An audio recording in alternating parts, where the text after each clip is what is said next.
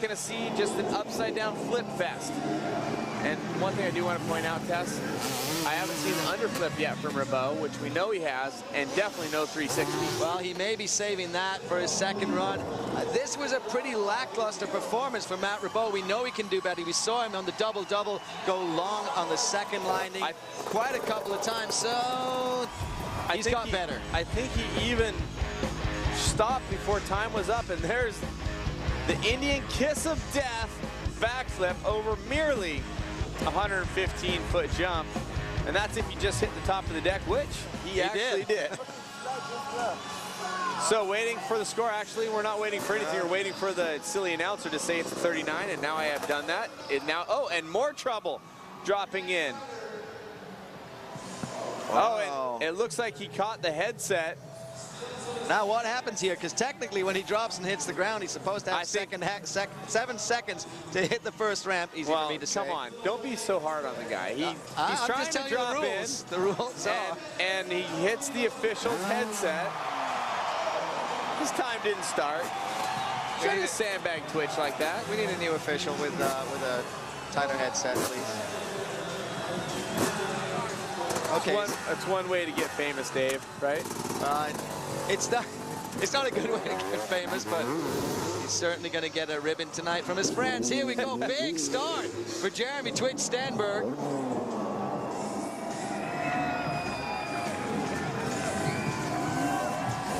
So Stenberg getting it rolling, hopping into the 115-foot jump. Wow! Big extension. Did you see how many flash bulbs went up in the Home Depot Center right there? I did.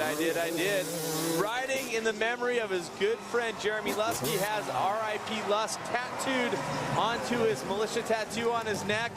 And there is his wife looking on, sitting there in the corner, Susan.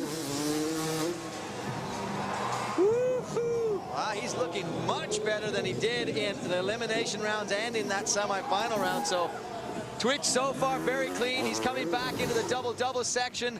And that's a very, very difficult ramp. The first ramp there has been giving people all kinds of trouble. 2 great flip tricks for Twitch. Does he have enough time to get it turned around? Yeah, he does. And this is where he was looking at in practice. Does he have something a little bit different? Nope. Yeah, he was looking for it and he found it. Without checking, now you see the General Deegan there, Potter, Haggy and the boys, all the militia crew cheering on. Support staff. Oh, that was nice. The look through, he actually was looking in the direction of travel where he was about to land. So he really got the extension there, and I think they all agree. What do you think? I think so, and it's already been an emotional week for all of the guys with a memory of Jeremy Lusk, but it would be an extra special night for Twitch if he could win for one of his best friends. Here, Bilko, the rider I said may take this thing. Oh. The trick that he did in best trick for silver, the 360 Indian Air. They call it the Flying Dutchman. Flying Dutchman, that's the trick. Flying Dutchman, you saw it again, folks. Oh, I love how early he executes that no-hander. It seems like he's just going to fall right off the bike. Did we mention Stenberg earned a 43 on his first of 3? Well, that's a great score for Stenberg. So starting it up big, and speaking of big, the float time that Bilko Williams had above his bike route there was just incredible. So he really needs to, you know, to put it down hard. He's trying to stamp his authority on this first run. So Nate Adams has to answer something. Nice. Big extension there for Bilko. Now, he was injured at the Mexico City X Games and didn't ride for a long time, and in fact recently has been in Australia. He likes that 75-foot ramp jump for the 360, by the way, in case anybody's not paying attention. And again, I'm just really surprised at how well he executes every one of those 360s. It always looks like he's about to over-rotate him. He didn't get the no-hander there that Jeremy Stenberg did. Trying to punk Stenberg maybe, huh? Let's get down, let's hear what Aaron Bates has for us. Aaron? Well, guys, not only are all of these riders very calculated, they're very strategic as well. You'll notice that all of them have a pen and paper, and when they come back to get back on their bikes, you'll notice they're scratching out tricks, adding new tricks. They're trying to put whatever they can in their repertoire of tricks to impress the judges here tonight's final.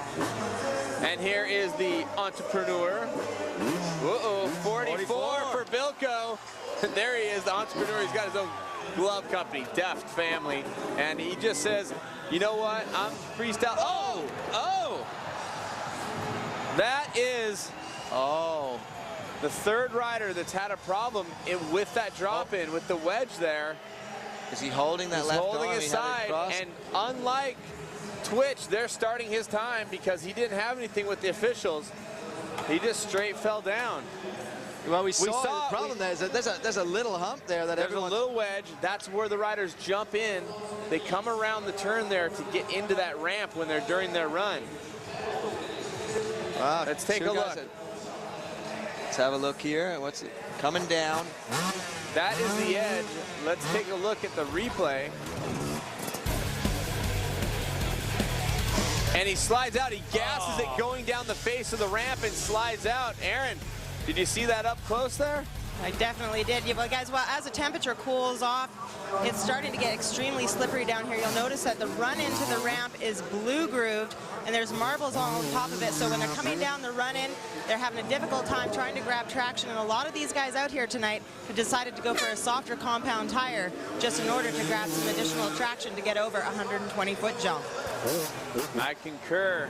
And Aaron, I think that one thing we're really seeing here that we got to tell everybody is, let's be aware you get 3 runs, but 2 count. This is going to be a throwaway for Nate, so the pressure's going to be on, right, Tess? Oh, he's going to have to nail 2 of his runs because although he's putting in some big tricks here, the crash, the problem, the time wasted. There's the 360 heel click, but I'm going to say 360 heel click not as nice as Luca. No, he's not really clicking that. He had to do the practice run here because he knows the time doesn't count. They're waving the red flags, trying to kick him off. They gave him an 18, and he's doing his own little takeover of the freestyle course right now.